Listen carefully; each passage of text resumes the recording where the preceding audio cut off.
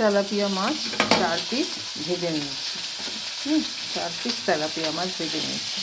এখানে মশলা হিসেবে দেখতে পাচ্ছেন গুড়, নুন আর দিয়েছি হলুদ পেস্ট করে, আর একটা টমেটো, 1 ইঞ্চি পরিমাণ, এক কোয়া মতো আদা, আর একটা এরকম মাঝারি সাইজের পেঁয়াজ, এই পেস্ট করে রেখেছি।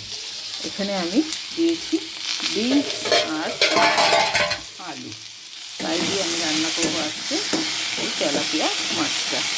দেখুন মোটামুটি ভাজা হয়ে গেছে।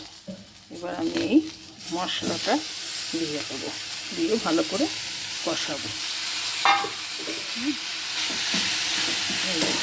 এর মধ্যে আছে পেঁয়াজ, আদা, টমেটো, আর আপনারা তো জানেন আমি কাঁচা হলুদ খাই, কাঁচা হলুদ এই পেস্ট করা হয়েছে।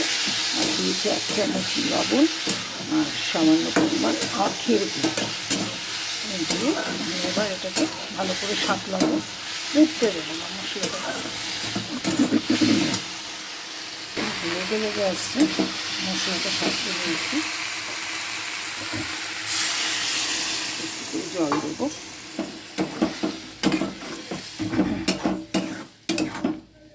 দেখুন কাঁচা হলুদের রান্না, তাই কালার কিন্তু সেরকম আসবে না।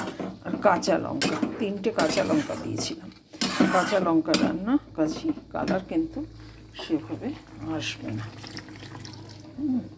দেখুন মাছ দিলাম এবং বিনস সেদ্ধ হয়ে গেছে, তাই নামিয়েও নিলাম। আর নামানোর সময় দিয়ে দিলাম একটু ধনেপাতা। চটজলদি আপনারা এভাবে করে নিতে পারেন।